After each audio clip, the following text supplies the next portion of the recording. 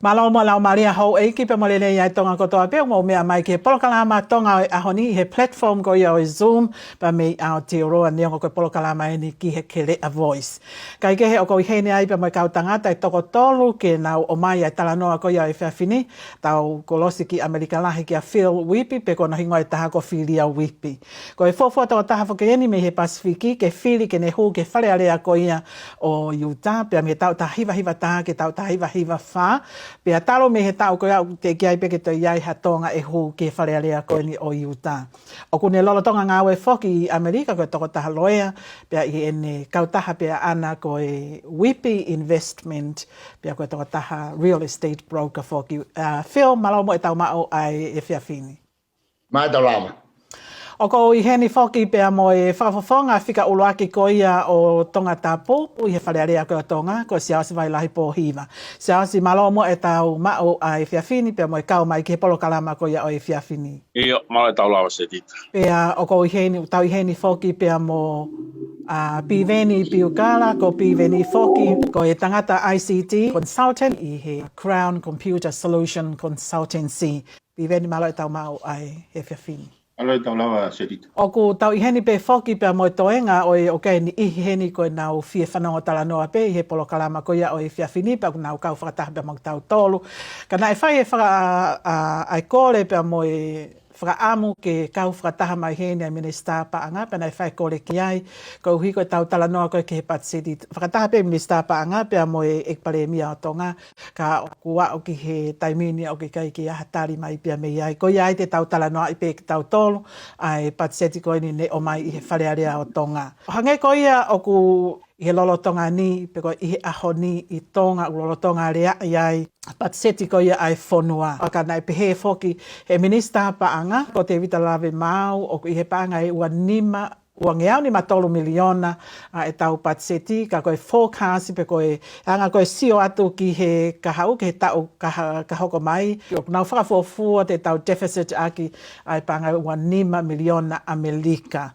Nani toi pehe pe whoki e toi whainga taange ko uhi ko ia e tau no ko ia ki siaina me i he pule anga ko ia sevele aia ko e paanga i te au valutaha miliona silini Amerika eni.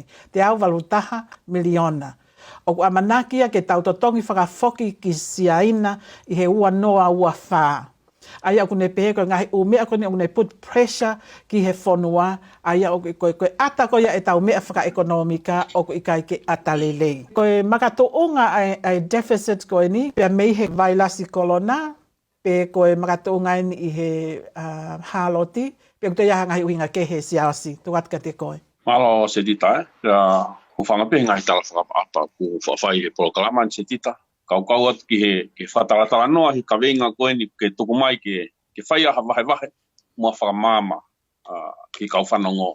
Se tita koe pachati koe tau ni koe estimate koe ni mangeau waluhiva poiniono miliona. Koe holo aki e pesi te taha poiniono me he tau ko hili. Koe panga koe tau tānaki mai. O ku holo aki e pesi te tata. Aia koe deficit foki e se tita. Koe lahiange paanga o ku whakamore mai he pure anga ki he kakai i he paanga o nau tānaki me he kakai. Aia koe o whiunga mue paanga e ono ngeau miliona tonga. Ai deficit. Ai kono wharea taha o ku whakamore ake pure anga ai ono noa laka hake ono noa miliona o wange silini ko unau tānaki me he kakai. Koe pekui koe whiamo kaki. O ku deficit whoki o koe koha. O kuahano ngahi tupu anga o nai ai mga tuunga o whiria whanua ke deficit ene pacheti. Ka koe mea ngau ko pacheti ko mea ngau e whaka-ekonomika ia ko fiscal policy. O hanga e ngua whika. Ulawa ke nau ngau ke tatake whaka-ekonomika whanua. Ake lahi sirini unau hangau. O tuange mai as expenditure. Mo lahi sirini unau tānaki koe tuku hau me he kakai. Sai, ko deficit ko ni paangai wanoa miliona. Ko tau mua o kui ko expansionary policy fiscal policy ai pure anga pe ko whakakaukau ke hanga he budget ko ni o expand economica ko uhi ko tolalo ko sio kon ke tolalo for economica ko anga whakakaukau ai budget deficit se tita in theory ko uhi nga deficit ke whalahi masiri ni o mai ke kakai ke ni hanga o teke ke ko langa ke ko boost a economy ka kono ko tonu fo ke whakakaukau ia ko ia se tita me whahinga a takai whaka economica mo capability pe ko lama me whaka economica e whanua ko ia hange ko taimini ko hoko fo ke covid ia mono ngahi pore o sia umai ki tongani pea ko mea go mahino e holo mea ko topi os whakaha mahino pea e whamaman lahi e holo ai growth economic growth ko trade e holo mo e whakatau aki e hiki ki olunga ta maunga we hange ko hiki e koloa o ku hange ka hiki mo ki olunga ko ngahi pore economica ia ke ne lava o address pe ko ne hanga o whakalelei anga i palapare ma koe ni. Malo au pito siawasi ho o whakatalanoa ko ia pe aku mahina au pito betu ko ngā kau ke iai. O ke ai ki whakakaukau ia i anga koe ni e ko wakai atu ki he mea koe ke talanoa mai ki ai siawasi. Lolotonga koe ni oku ke talanoa mai o ki ai e ngahi mea tene hanga whakatupunga e tau deficit pe ko e amokaki ang e tau ekonomika. O kou wakai atu ki ho mau tālanga koe ai wharearea o ku mau talanoa ki mau tolu he tufotufa ngahi lau miliona ki he tanu hala pe mo polose ki tanu hala. Iyo oku kau ko tufotufa koe nko whai talanoa koe ngahi expenditure si apuri anga ulo tonga talanoa i taimini. Ke ilere foki debate he taimini wharearea hono talanoa ai budget statement. Whakaluku fua koe budgeti. Tikai ke aua debate ke whakaiki ki koe whakolo kalama. O mau kei talanoa he taimini whakaluku fua koe budgeti. Pea koe ngahi talanoa koe noku o hoko koe taimini. Ko talanoa peia i he budget statement ni. Ai lahi ngahi whakamore, ai ngahi whakamore, mo ngahi wheitu o tānaki mea e paanga. Ke tau whakapaanga koe ni hoko koe ni sedita. Ka ku vlahi e whelau aki he taimini. Pea ku tonu koa a ngahi priorities e puri anga. Ainu kei whai alongoa a he tanu hala. Peo kei tau koa ke whai tanu hala. Peo koa hangahi mea ke heia ki whamore kia e paanga whanua. Kai ke e toki osi ai mau talanoa ki he pacheti pe toki mahino lelei mi ai koe hae tūpunga koe i tau au ki ai. Peo alu ke koviangi, peo alu ke lelei, peo alu ke kai ke tūnga kuia he taimini te tita.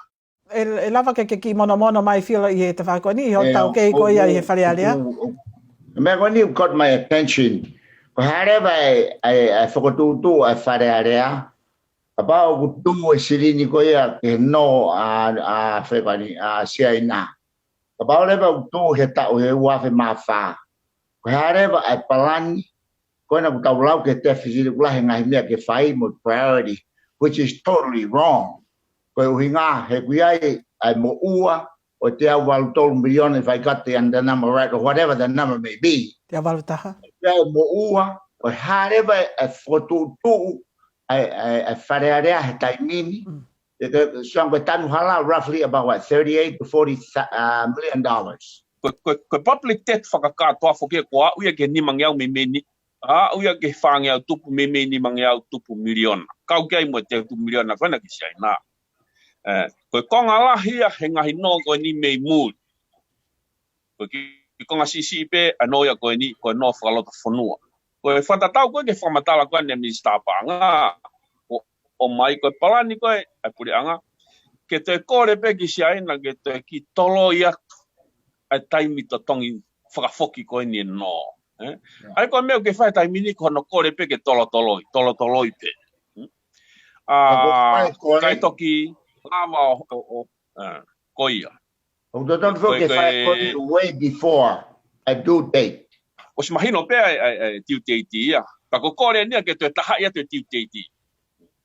Kai lava pure anga whakakau koe ha ngai whaunga koe installment lava totongi aki. Kau whakahoko pe whatatau ki he whamtala pacheti ko ni whakahoko pe ai palani ia ke tātāenga ai no. Ko hareva interest rate o no ko ia. Have any idea? Kai ke whakapapau i he taimini interest rate koe ke no kona ki siai. Ko ngā ko lava atu ki ai. He toton ke ilo rate. The longer you postpone it or you get to whakaloloa, e ti peni tawenga whakapaanga mi he rate. E kuke pese te ua, pese te tō. Koe mea ia ko mau lotonga tā he taimini koe rate. Te ke whahata ia fu sinoi paanga no, nai no i. Wow. So I have a totonga taimini ko interest rate only. Koia. Ka paurewa, o tūne pehe mo ua. Ko talu e tau alu hai ala maka he taimi kotokotoa pe. Ko hea mea ko mai ai he tanu hala, he priority over he uno koe ni utoton ke totongi, ko hinga koe ha. E ku whaistu mai whaingatai he tau e wha. E ka paurewa ka hanga siaina o extend mai no, then what? Koia. Koe ngai whakaukau whakea ko atu he kau whakafofonga he taimini whiria ke budget koe ni. Ke whaha whakakaukau ki ai, ke oua koe ungahi priority ke heia ke whai i he tanu hala. Koe taimi whanu tāma kene koe ke lawa tāna ki ha revenue whi ungai ke whakahoko a ke tanu hala. They cut short the revenue. That's how it works. Aia, o ko whanonga ke whehui koe, ke frustration koe ni a whiria pa me Amerika, pe au kai whakatonu hi ai a hei ai. He mau wakai atu koe a mau tolu si a osi ko mau tolu ho mau whakafofonga ki loto. Oku mau teke nai ho mau le o ke ta ofi ai fo i mea koni he whastanunu mai. Koe na ku mau mai e patseti whi amokaki. Kau hange koe priority koe ni ki he pure anga ia o i kai ke nofo i he whinga ke recover e tau ekonomika ka ku hange oku toi whakamama wha ke he tanu hala. Mea sai pe ka kou tui koe priority o kai ke tonu. Mea pango whake mau teke koe ke mau ngā majority ke mau lawa whai tutuni a ke mawhai ko ia. Koe tū ko ia e ono no miliona koe ni deficit. Koe whanoa miliona e no i mai ia. Ua noa me IMF. Kene supported trade deficit, koe palpare ma koe he trade. Pea koe ua noa rewa, koe domestic loan, pe koe no whakaloto whanua, aini whai ai koe longoa a koe ni he taimini, hono sell government bonds, administer ia e he pange whakalakalaka, ke whai ake e tanu hala. Koe ongo no ia, oku whakakau ma he pacheti koe ni. Aia koe whastanunu koe ni e tau deficit e tau ekonomika, ka te kai peke tuku e no ia. Tau hanga tēni ke tā e no koe, u tau toi hanga tēni ke toi no, mai me whoi no koe. Tau whoke mai ka piven i e si awasi ka tau toki hu mai ka te koe. Piven. Malo apir se tita pako kore pe ke u whanga te whatapo si nau whaki e. Koe mahino koe ki au ai budget deficiti. Koe pure anga o ku totongi mai he kahau ho naulolotonga. Ai ko anga eksio ko tau ngā au he ahoni ka ko kahau o ne. Ai ko nga he ku tau whamo ua ki he kahau. Ka tukanga ki o hanga whakafoki. He ko uhinga foki o i tau longo a se tita he ahoni. It's about scarcity. Pai ke whiunga e tau ki le pa, ke whai ho tau loto ka kato. Ai kono whakarea e taha, uhinga ia, ai e tau wharea rea mo e tau kabineti, ke whakapoto, kono whakakaukau e tau ki le pa. Sai, ko uhinga ko te utoa mai pen me whamatala pe koe na siaosi, he kamata pe koe ne whamatala. Koe kehe patseti koe tau ko osi mai patseti tau ni. Pesere pe taha, ke ini mangi au tupu pe. ko sio hange pe ha foi photocopy a foi cut and paste foi ako mauloto e patseti ake makatunga ko ini kamata pe patset ko ini o hof tautol he haloti whakataha pe mo COVID-19 aya ki au mo whakaukau na ton ke contextualize lewa patseti o whakatatau ko tau mo ni mea tau reality u tau iai. Ko tō koe ai whonua. O tau hanga nake tau tol ke ka hau o ku tae pau. Kai ke tau ilo tau tolu pe e mau whakaku e whaitoo, kai ke tau ilo pe whawa whakaku e pota, kai ke tau ilo pe e ngau e whakaku e whaahinga kua os tuku ki tua, kai ke tau ilo pe koe hae lahi, oe pe koe magnitude, seriousness, oe impeki koe ni whakamamani lahi ki tau tō. Lolo tonga ko ia, koe tau patseti mo e tau palani, o kui kai ke ia ke ni hanga o address the issue loloto koe ke kakai. Tala noa, so tau whihia tau toria he tanu hala. Koe whehu i. E hanga he tanu hala o whaka ata e market pe toi whakalahi a exporti pe ko hato hawhainga mea ke ne hanga create ha revenue ke vibrant economica ko uhi ko kahau. Sai, e ene pehere wa. O ko mahu inga ia ke tau rak whehu ia ai makatu unga o ku mu ai e tanu hala. Me hono whakaivia a ngahi pisinisi o ku impeki ai a whakataptapu e COVID. Se tira na ulau he ane afi malu ane po. Ko e a Fiji, o nga fo ulahi toka ki wholau ko mau ko family, o ko mui ai New Fiji. O stuku e nau tole ki tua toko fitungi au tupu. Mikani me ngawe anga. Tokone preanga ke subsidize to keep the business going. He wikai ke mahino ya ki hataha. Ko e hae loloto mo e whaalahi o e mau vai COVID. Pea ko poini, te kege u whanonga he patseti ko ini. Ko e ha e nau package, stimulus package, ke nau hanga o mitigate a mau o whai, ki he ngahi pisinisi whakataki mamata, o a wheki lahi he whanuanu. Ko e ohi ko e close e pōta. Urakia. O e mea ko whatoa ngai. Tau awea ka hatoa pēr ko slau, wai o sei pēr lau i hanga ko Amerika mea pehe e toki uri kawa mea ko nige wau no wataha. A se eria mo mea nau pehe, in another 6 months, review e nau whakaukau. Ko pui niani e.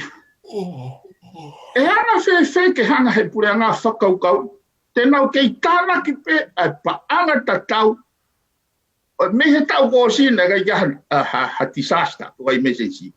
O hu kei paanga tatau pe, o hu tāna ki me he kakai, lo tau ko ia hu motu, a ngahi trade i opportunity mo ngahi business, o whengaunga we aki. Lo tonga hano tāmate e mea ko ia, tuku ngāwe, tuku ki tō me kau ngāwe. Kei tū mau pe matai whika ia, ke nau tatau mai me kakai. Ko maranga sina i ku whakalahi toto.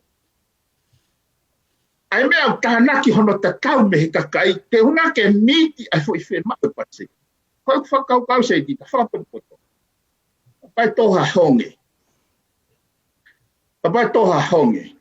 O kui kai koe option whika uraki, ke te toko mai fo i pulopula haka. Koe option whika uraki, koe whakapoto ai haka.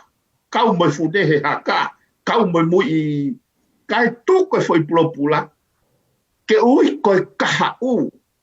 Koe poini, ke tau sio whaka sistemi, whaka luku fua ke tau patseti. He i kai, I mean, o nofa whakaukau, pe o kei ai ha mama, ke hanga situation koe ni ko tau tō e tau mea rere he luo. Kau kei tala noa pe tau tō he whakakau o kai ke tau he luo tau tō. Kei whaututu pe tau patseti he whai nongo molo. Ka koe uhinga o ke ao misplace priority. O kai ke nau whakakau e kakai he loloto e palpare makoe ni. Ko whampeke ke tau hō mai ana iange e piveni ka kou pehe ke uange mua e whakamaria koe ni kia te koe wheo. Ne os iai nai hatu unga pehe ni ko iai ho mou pure anga pe ko ho mou wharearea i hatu kunga pehe ni ko wao a ekonomika ke tu unga koni hange koe ni ku tautara noa kia ki tonga. Pa ko hea ka pana ia o kia na ia ha mou whahinga ngā au e na mou whakahoko ke recover aki a ho o mou tawhaaki ekonomika. Tai mga nau wharearea ai na kai kia mau. In fact, we have surpluses. Ko ngā koe lahe tāna ki tupuhau, pena sai mau mui whaka ekonomika. Hange koe lawe koe whae pive ni, koe mea whai upau ke tau live within our means. Ke tau whakafuafua, prioritize e mea koe totonu ke whai, hange pe koe tau nofu whaka family. Koe ki lahi pe whatu tāma, whainga tāmaki, tau ki holoki, e tau whakamore whai, tau tolupe whakamore whaka family. O tatau ko tope upure anga. Ta koe uhinga o ku brokia ngai pure anga i tai mini. Ko whainga tā koe ni ku hoko. O ku wesia ko toa ia mamani ko toa. So, pei ene pehe u koutui ke whakamatala ku whae piveni. Awe whanoa miliona e tanua ke hala. We can get by without malape waki 5 miliona. Ai mea kou totonu ke whakalelei. Kau totonu ke readjust ai patseti i whatatau pa mamui whakaekonomika koe uhinga whakamore deficit uhinga he koe ke lava he paanga tānaki mai koe me kuhau koe whatever else resources ke lava ke meet angai whakamore koe angai pure anga ta totonu ke pehe koe kai peke taha whaunga ia te tau lau koe hae whaunga na whae Amerika nea o tatau pe me whaunga whakafamili koe pureanga tonga pe katoe pureanga uhange pe koe family. O ne no pe ha tafaaki e kumore hanga aue e kai ke toi kai wharekai e kai ke toi whakatau maha toi wala fo'ou e kai toi maha kā pe ang tutong rea ke pehe ka hange ka lawe koe mena lawe ke api veni o kei wheawa ke pe kau sotia koe he tai mahino koe uhinga koe ha e kai ke toi lawa tānaki ai resources koe tuhau tatau hange ko tai mi na ke sai mo I whaka ekonomika. Pe ko tui ko GDP a tonga he tai mi fu maulalo au pito. Ko tui ko ki ngoe o ave ki muri whatever else. Pe ko ton foki te toki mahino ange a tonga. Ko ia ko pehe o wi kai pe ke ta fu nga magic ia. O ta ta pe mo americani. Ko ma ko me ko to toluono as a week ago. 36 million now fraile I unemployment. Wow. O tatau pe ngai fonua ko toa, impact pe ngai fonua ko toa. Ko mea ko paton ke ilo he kau taki pure anga. Ai ko nau toka e tau no fo. Ko ki tu mai ngai whakamore, the prioritize mea ko paton ke whai, et kuku mea ko paton ke kuku. Ko whanoa miliona ke tanu hala, forget that. O kai te ao ngai ia. Matalwe ta wal holo e wala maka pe me ane fe ki whakamanawa. O kai ko pētia ku COVID, ai whakamore ko ia ke infrastructure. I'm not saying that. Ako mahalo na o siya tau e ua me en betolu. Ai toku ki whakamamalo hiatu e tanpala. Ai toka ngai, o kou toka ngau kai ki ngata he deficit. O kou toka nga ki siaina. O mea u tau kisi apuai ki siaina. Koe ha. Koe huinga, siaina have the upper hand. I he tau mua ihu. Kapaolewa kai ke tau tokanga ki ai whoever else I met the tau lava or foresee if I may siaina. They may extend the loan. They may not. Tau totonu ke tau palani if they may not. Tau totonu ko hareva palani ko ia ke ta area na now foreclose ko ha term ko ia o loan ko ia. Tau totonu au pito ke tau tokanga ki ai heka ikai e tau momoi e tau ngahi totonu whakae mo ui, whakae whonua, whakae sovereignty i se aina e hange peko e kulawe he po, maybe the worst is yet to come. Au pito. Malo au pito e wheo. Kau whoki mai kia te koe e siaosi i he taimini. Ko iai ha mou whaahinga talanoa i he whale ke mou kia fo i taimi ke ngā wei ai ke recover e tau economy. Os project e tonga nia e recover pe o se tau fo'ou. Right. Koe ke uilopo ko hame ko hai whahinga tui o mau me fe, whahinga mea fua o mau me fe, o ko whai ake foi projection e ospe ta e taha ko recover mamani e pe kaka i pia tonga ni koe ki olunga. O mga tunga i peha no koloke deficiti, ka pau ko haha, ko ake mai e whonua. Kaike, ka koe tunga e ko kua he taimini e se tit. Koe tau mua a whoki e budget deficit i he whakakaukau whaka ekonomika, hange ko mea nau lawa kia nei kau tui, ai piki i whunke mahino se ita. Koe tau mua ke pamu e mai whaisiri ni koe ke ne hanga whakamoui ekonomika.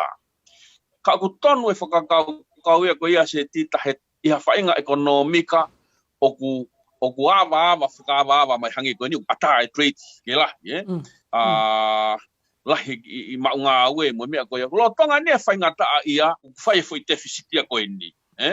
Koe ke ilo e pe lava o langa whiewhe i ake ekonomika ke mo ui.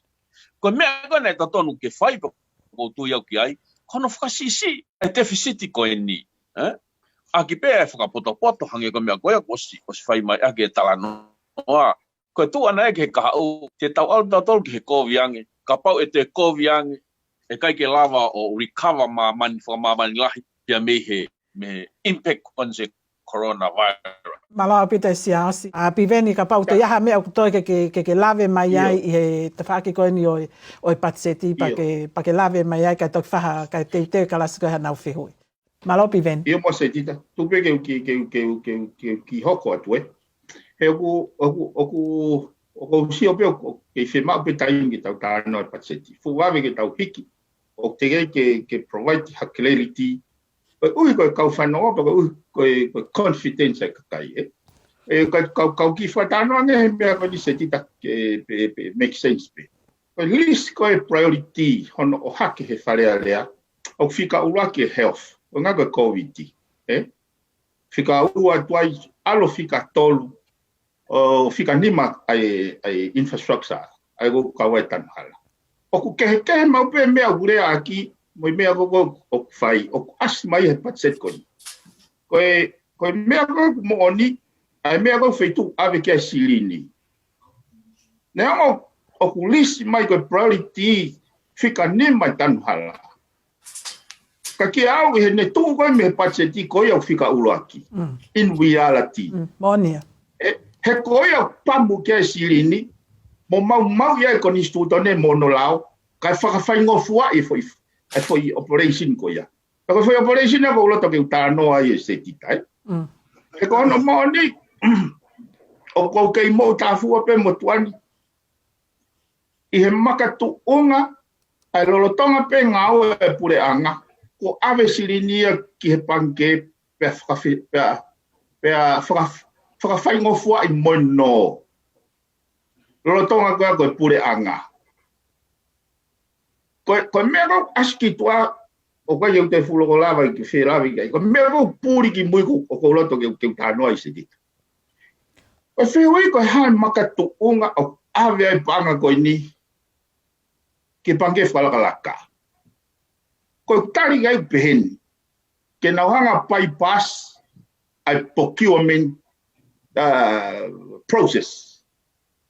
Ke whaingo fua hono hai pange e se dita. Lolo tonga ko ngau ni ai pure anga. Ka whaka na to awe ke panke, pena o facilitate consortium. Ai toka hanga whakafoki, ai fo itara noa ke kakatu. COVID-19 ni na o asi mai hono nau o na pia me November. Ka ngau e fisi mo ngai whanua ka ngā api, kono teu e nau ngahi misini ke sivi ki nau tonu.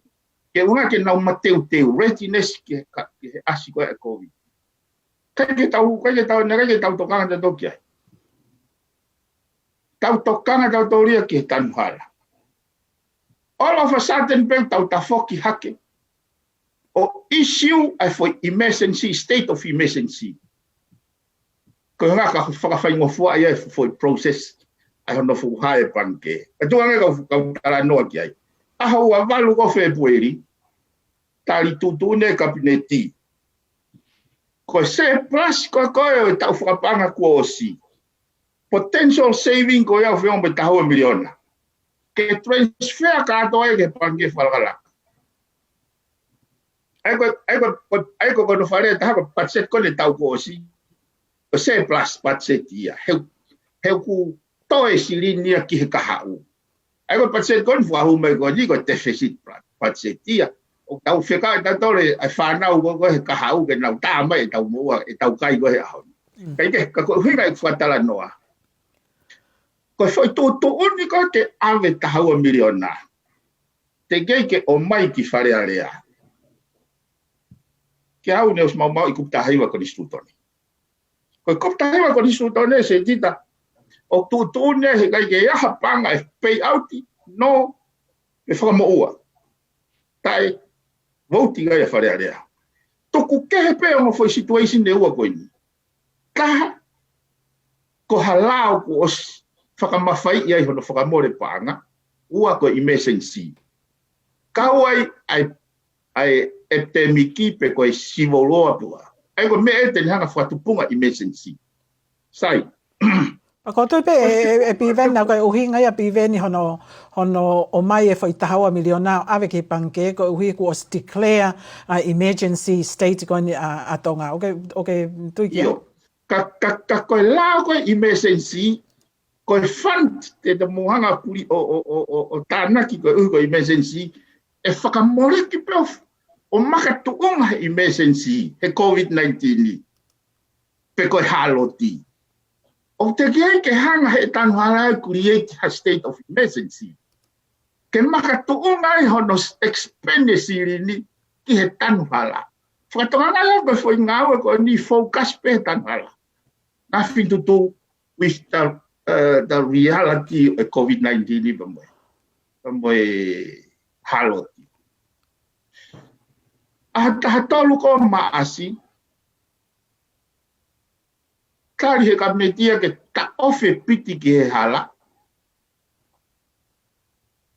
Kari e nautol pa facilitate proposal me consortium. Kau taha koni ke nau polvai pe nautol fo imbaka he panga fitu noa. Ka mose mari e koni kau hanga tala noa e tange fo imbia koni. Tonga he ko me ulere venia e seti. Kai ke ngata tawa miliona nautoi utuoni ke issue tahanima miliona in a form of pond kako no pe moia. No falo tu fonua. Na tolo hiki ai mo ua no falo tu fonua me ni matolu ni maua miliona. Ni maua miliona ki he fit mo full tup miliona. Ai hiki le vai tau no. Ko sio ko fatu tama ki he ko tempo ko tau no ai. O kua le vai ai pipeline ni au ne kai e tau ai ko kai he sino no ai kai he interest ai ko pare ma ko sio ko ki he foi fotu tu ko ni osi pana hanga le wa current to ki he panke I know ai ka me ko ni sai terita para tu ko ye tau ilo ka to ai ti te ila o tui o he pureanga ki kakai ai ti te ila ko ni aha ua nima ko o maasi. Kari he moi. Aina nau whakamawhai e moi ke whengawe aki mo consortium. Kari he moi ai kontureki wheunga no mahunga mo e wafit miliona.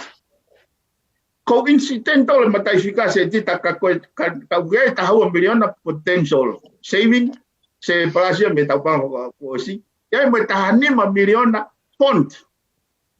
Ua fitu na ua. Ai kwa ye fu mai no ya ti te la alu. Ka ko asi mai ko ka bona fatonga te ti ko ngode. Asi mai ko hawa ni ma. Ai foi contract ua fitu milion na. O mo be ko incidental. O it must have been a plane. Ke to mai sai. Ko konture ki to mari yang ia. Ko kontoreki ko lori makape. O whakafua ko lori maka hiwa ngiau ke tiriwa he kau taha koni. Ko ka tanwala ko lori maka. Kono ke ko tanwala he wai mea ngau ke naonga. Ai ko ka kai ke he mahalo he anga. Kai ke ko hu fatano ko ni ke tau sio. E ko ha pe tau hu ki fe pe mo tau pachet ko. Ia isi ko ia tanu hala foki piveni aku ke lave mai ko ai I he wafe tahani man ai na e whakahoko ai kontureki ai pureanga koe ni o akilisi whakataha pia mo e kautaha maka koe ni asika. I he fo I tau nima ki he paanga e taha kilo fitu mano tonga. Ka nau ngawe ake maka ki he tanu hala wha I te riha o I kai ke toi hoko ai ha fo I ha to o totongi retailer hange koe ni koe fitu noa ki he lori. Koe mea ni I kai ke mou toi o atu ha fuko tuu ke pureanga, so ke maa ange ai fo I tau e nima ki hono lisi e maka ai sika, I he paanga e taha kilo fitu mano, ki he fu paanga koe ni ua fito lele ai ki he whaango fulu miliona I he fo I tau e tolu. Lolotonga o ku tau whainga tā ia whakapaanga I he fo I taimi koe ni. Ko tui ko mea koe ki tau hanga. Pe oku whenā pasi nai ai tanpala mo tau riala ti mo ni mea o e aho ni. Pea moe challenge, moe tai pau o I kahau. Os mahino peo ko ikai, ke o kai ke whenā pasi. Mahino o pito peo kai ke whenā pasi. Kai ke ko hika tau taimi te tuku anga whainga maari ki he tau kau audience. O ka hatahe te mo tolu whia mahane whehui. O kou tui pia maha ko loa wheunga pe e tau nofo pe he fo I kaweinga pe koe ni e taha. Kai tuku ate fo I kaweinga koe ni ke he lao e ono ki ka make he whalaite. Ke tau toki tala noa ia ka tau ki whakalolo he pe I he fo I kaweinga koe ni e taha he. Ke mala ala lele. O ka ha whehui me he kau whanongo? Ia tita. Ia? Ma loko whatulo atu pepe moe tālanga. Whamalo atu o mo ma whai rei ko ni polokam whafu. O kwai peo ki whehui ko ki whehui ka sia osi. Ko inga ko tau tāna ko ni he budgeti peo mo ni deficiti. O kuiai nai ha mo ilo ke palani aki pure anga ko ni he taimini. Ha forecast ke kaha u ha nau ngai palani ke nau hanga o enter deficiti pe ke surplus ke ko unga ko pule anga plelei. Ko hanai e nau palani ka pau e hoko mai ai wanoa wataha o ku ikai te nau toi pule anga ka nau whakahoko e nau tolu ai ngahi priority na toke nau tanu hala magai mea koe ni o deficit ai e tau patseti I he tau ni. O koe ana nau si o ki ai, ko uhinga koe tau fo pena e whiri pe koe ke non-guarantee te nau ke pure anga. Koe na hama o ki ai. Na ki lawe a piveni ane nai ki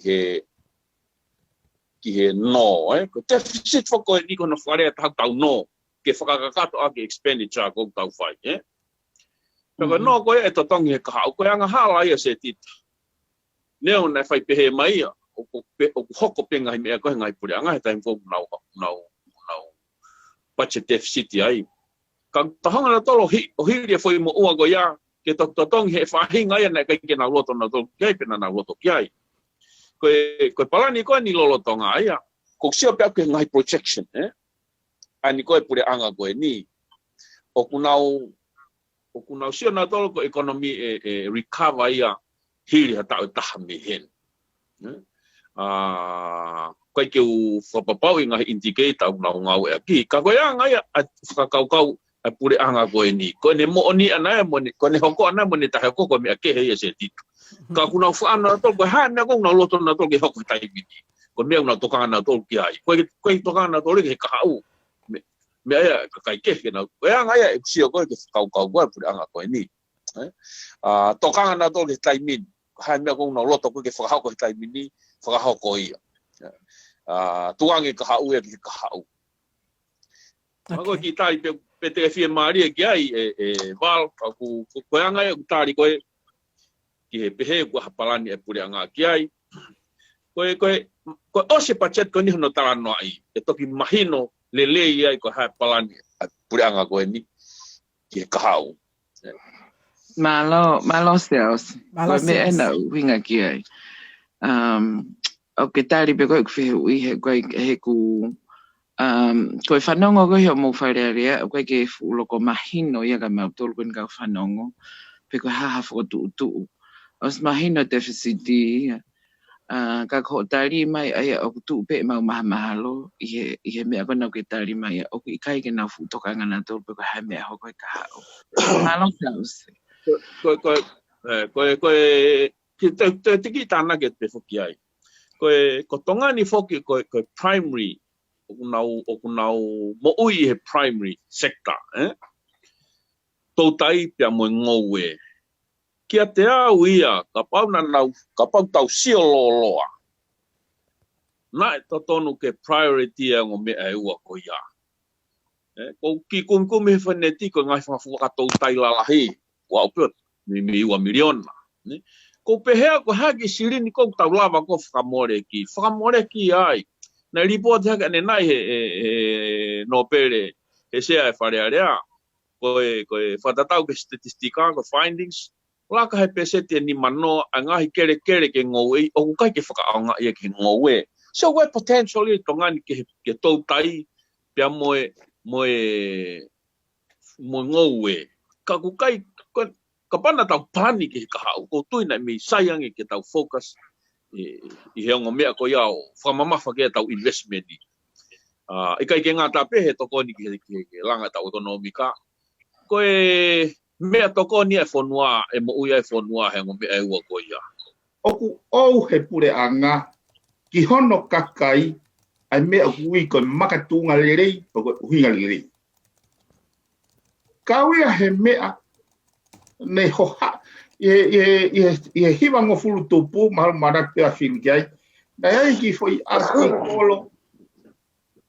Nai ki foi artikolo I he island business koe two of the same mind. Koe talanoa ni ka pātere sio ka mo akiris. Na nao mai me two different walks of life. Kana na taha he mea koe ni.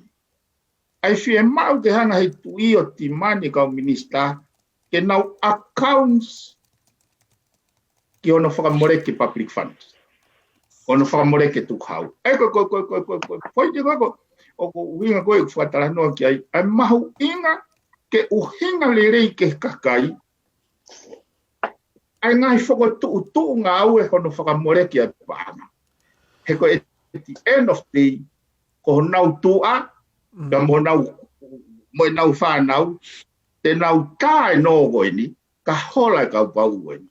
Koe mea taha e piveni na ke lawe mai koe ane nai, ne ha lawe mani nai kono o mai surplus koe paanga e taha ua miliona awe ki he panke. A piveni o whalao, ia o kaha tamo tōku ilo pe o whalao ia pe ikai. Se tita kou whakotu. Ki tāria tu pe ki ai se tita. Io, na e whai whoke e tohi whehu I ai ki pare mea e se tika. Ko whehu I pe oku whakalao hono awe ai panga e tahaua miliona. Nā ku whakaamuau ke nau tala mai ko hae ku pui lao moe mawhai oku nau mau. Ko tāri koe nau mau ki ai se tita ku kai ki whie maari e ki ai. Ko tāri nai pehe ko mawhai nā nau whakahoko ake ngāu e ko ia. Ulo aki oku I he Public Finance Management Act. Ke lao koku ne purei ai paanga ai pure anga. Ua koe pacheti, pia ko hono tolu, koe tutu ni kabineti. Kai ke tuhu I mai ai hafo I lao. Ka koe nse titi. Koe kupu tahima ne whakamatala ki ai a piveni. Oku tala mai ai he konga hono wa mahalo. Ai condition koe e lava ke nau hanga ai o whakahau ke pure anga o liliu e pacheti. Emergency ka ko pau ke ui e wharearea ia immediately ke na fai tu ni ki ai ko taua miliona se tita na kai ke hala pe he ia ke tana ke taua miliona o ave he tanu hala ko pacha tia ko alo tonga ni o si allocate me ko to pe ia mai ke ngau tana ki mai anga no tana ki mai silini mo ngau ke ave ki ai ko foi tana ki ko ne taua miliona ia kai ke hala pe he ia una lili na tolu ai la ko na fa ko hi pacheti kai ke o kuna unga foko pe he ko la ko no puri e panga puri anga na ni wange mafai ko ia ka pe he ni la ko ia I hiva mo hongo fulu o asi mahino pe whakangata ko so I mawhai ko ia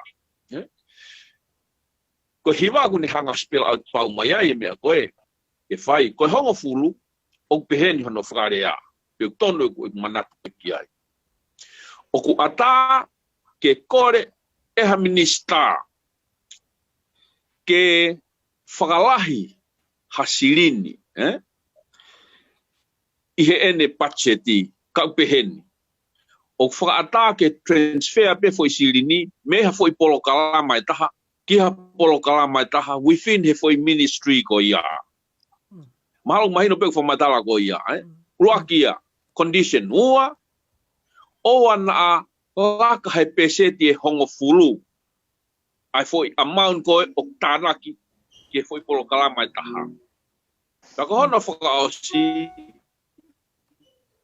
he kai wesia ai polo kala ma ko ni ku to o me foi faniko o ave foi faniko ko toi ese tit ko tahaua miliona ko ni kutata naki ko ke tu ia o si o vai he pesete hongo fulu ka ko tu ia ko tanaki mai na be nga ministry ke o ni mau ia ai lao ko ia kana to tonu ki he purianga ke ui fare area ke tala noa I no ave panga tahua miliona ko ia ka to pen pe ko buta haiwa se dita ko pau ke hanga e nista o report ke fare area na mana ke ko kamata pe fare area Ulah me pe fa minister panga ko ne report mai yang hano ave afu tahawa miliona ko au ke hau ni tiga ke mai fai ki ke report ko ya ka fai pe ai pe hano time ke ai se dit ko ki taria pe ke ai se dit o ke ha mo fo to mo to la ka fa nga ka kai ke mo fai hana o ke ai pe ka io e se dit ta te u fai au e ke falao ki ai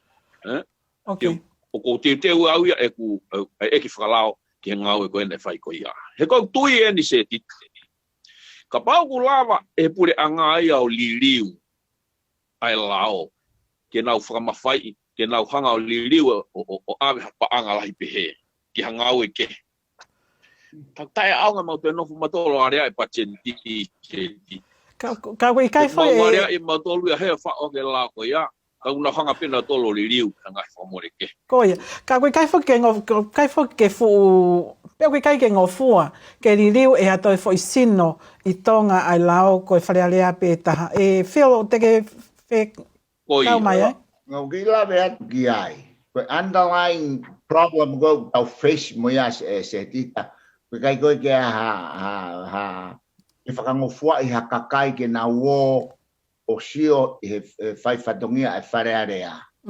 Kai ke ngatai, o totonu ke ko tau whai nisi ke wha, ke na wo kotoa, alau ki na tau ke o ki loto. Ke Provanti Leva ha space, ke gallery, ke haua e kakai, o whanongo, ke whai fatongia a hono a ene whafofonga. Ko huinga ke te au, Mo ke fai whakapuri-puri pe. It's all about the little group. But mahino ka te au, ke wilo whakaosi ki ai, nau whenga ke u arwatu wan mako mātoru, ke u au ki whare area patala mai, o ku pau ke u whakafonu ki form, pe koe toko nima, pe koe I don't know, ma bebo se update. But palo pare mai te tau ke se au ai te, u whanau ke tau ki pe te pōni, ke whakamahalo pe. Mea kotokotoa pe, ke whakamahalo pe. Why? Ke kua kai ke ha check and balance. Ke lava ai media ke nau get in, lava kakai ke nau to sio, ke nau sio ke nau ki peiti o whai, ke nau ilo leva performance, na ilo leva ai hu o deficit mo ha ato fainga me ape whakalao takaparewa alau e media ke na watu ki loto alau mo kakai ke na watu o kiai o hange ka teo na mahenu ka teo pau ke whakangofua sea kau ore atu koe ke hu ki loto ma pe ki ke tai mini ko me na ilo me tangata ai ki mua kai ke te lava atu kita o aluatu au ke whai ke ki tohi kore o kai koe te mokalatia it's not how it works ko me wako i murini waifu kalari hasiti seni pepe koe hato e taha u whi aluatu ki loto koe tau palo pare maia ko loi ka pahi ke tau toi more transparency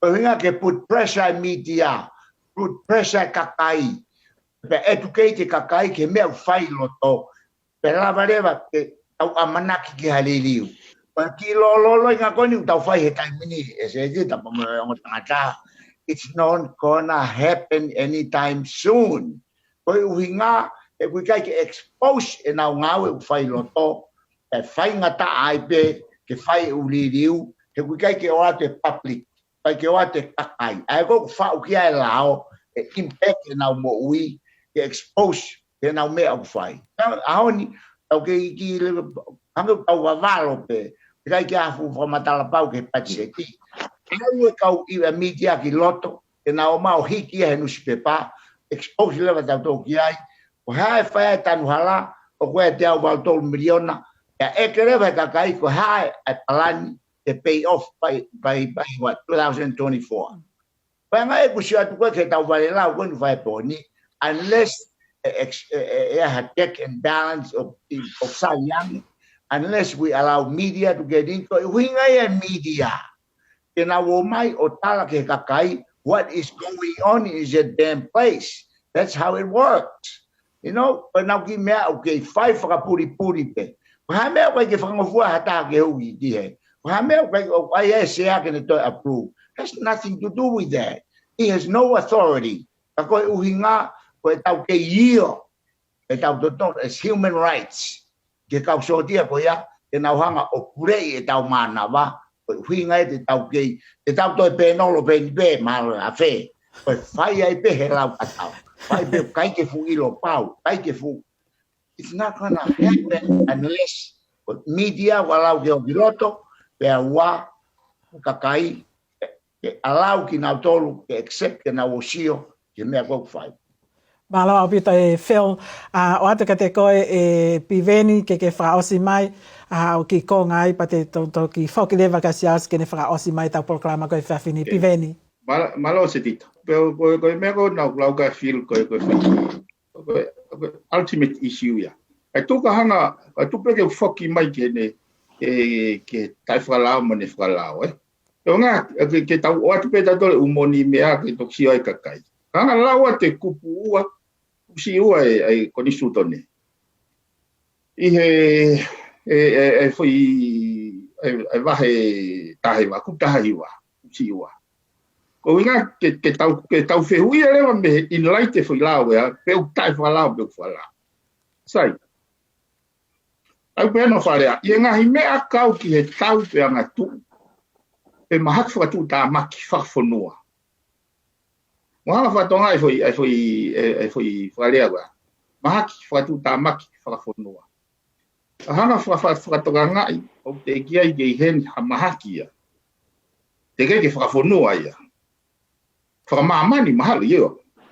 Pe ha mea tatau e hoko whakatu unga. Ai boka mea na tatau ka hoko ai o hoko ha emergency. Pe e ngofua lewa ke whai he minista apanga i he loto kia ia kabineti. Pea kua pau ke ui lewa i he taimi ko ia e he tui ke whakataha ai whare alea. Pea kua pau ke whakahai he minista ai ngahi tuunga o e whakamore mo e lahi o e paanga. O whehu ia ka moutolu. Nai tikrea emergency ko ni nai whawa i whare alea, pena tau tāpuni e tatoi whare alea. O tau comply ke he kuptahiwa, ai fie mau koe timani, koe kia discretion ia heni. o mai he kukta hiwa ke tu I pe tene fie whaawa pe kai ke ne fie whaawa. So ka whakare an ke tokon ma filia. Pea kua pau ke ui rewa I he taimi ko ia kono whare ko ni sutone. Taimi ko na tau tikilea I message. E he tui ke whakataha e whare area. Pea kua pau ke whakaha e minista. Ai ngahi tuunga o e whakamore mo lahi o pānga.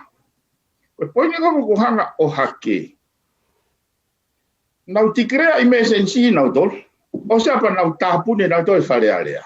Kai ikai ke o mai o tala noi. Ke mahino e palani whekau aki mo I mesensi he nai whelava. He nā pastonia pa mo COVID. Pa mo haloti. Koene kia te au o si mau e koni sutonea. So nau hana tō tāpune whare area. Pa whekau rewa ai toinga kau whafufonga. Ke nau olhaki ki tu a whare. Ke nau tala no aia e nau palani. O tukuange mai I tu a whare. Ai fo yono no miliona o na ui ko stimulus package ke counter aki ai impeki COVID. Mo pe. Kaya ko ko rese ko os mau e ko ni sultone. O mau inga e kau whare I ke tui. Ko ui he malawa he ne mau e ko ni sultone. So ke whakarea pe te lava hata whakatundea ke heni. Pea kua pau ke ui rewa I he taimi ko ia e he tui. O poi ni taimi where. Pea koe whainga kaa koe lao koe Appropriation Act. Tū ni ai hei kai toi ngawe aki e silini, hei kai te whakamore ke silini koni.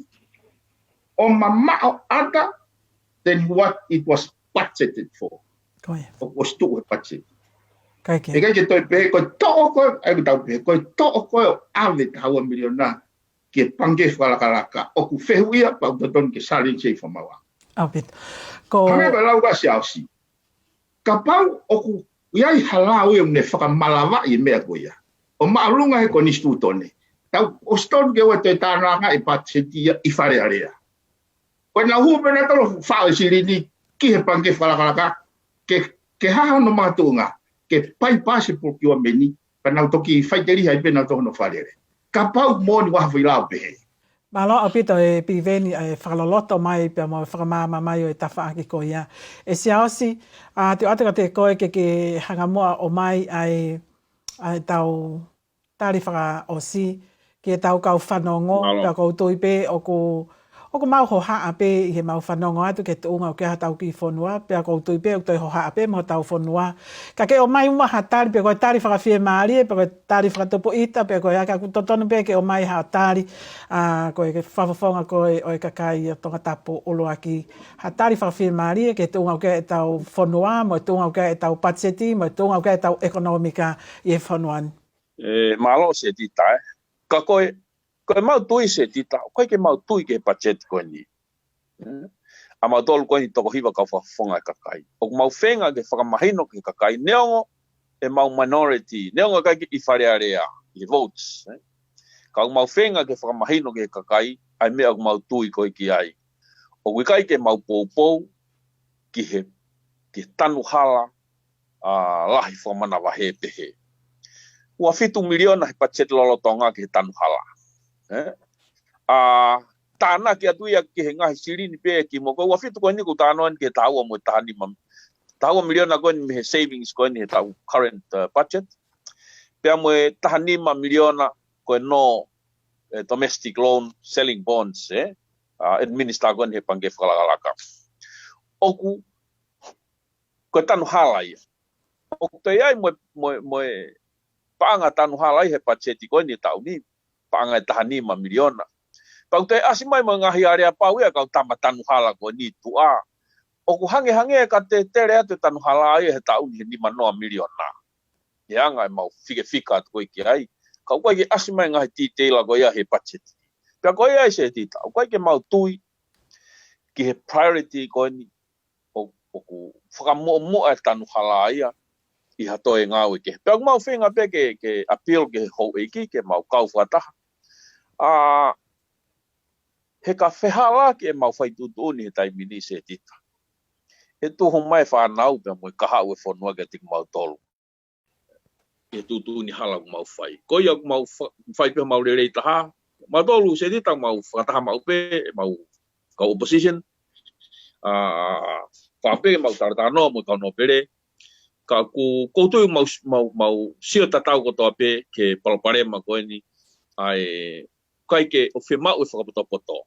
Ka whai pe mau rerei taha. Tau te whito ke malanga I koe ni o hala no prioritize pe hei e tanu hala. Whema upe e tanu hala, ka aku ngahi hala pe o whema u. Ka koe ke whema u ke fu, lahi pe he whakamore ki tanu hala. Lakange ki whakasi isi e tana kuhau mai ne ka kai. Whakasi ka holo ki whakamore e tanu hala. Ka ke ko kifa maa bobo pe se dit. O mau apil ke ka no pere, ka ku mau tui pe o mau mau e support e ka kai, mau malanga, o kai ke mau loto mo poupou ke whamore pe he whau ki tanu hala. Malo ki me pe ko whama popo ki se dit. Malo au pito. O kai ki me e taha o ku na lawe I mai e siaosi pa ko ki fo I konga ia o ko maho inga iai I he talanoa ko e ni o ku mau talanoa pa mo I hou eiki. Ko whamalo ati ka mau tolu I he fo inga o ko ia pa ko ko le whakataha tēni. Pia mai kau whanongo ke hoko ate talanoa ko ia. Kai ke o ko whamalo ati ka te koe whio pa pehe whoka piveni, pehe whoka te koe siaosi I he mau whainga maari e ko ia I whiawhini. Ki he kau whanongo malo au pito si o mau kau mai ke kau ngā kau mo ki tau tolu I he whiawhini. Ka ngata anga ia ho mau polo kalama tonga e ahoni me Aotearoa I he whiawhini. Pia ko tui pe hao ngā te polo kalamani ki apina. Malo au pito mau mea mai, ka mau mea.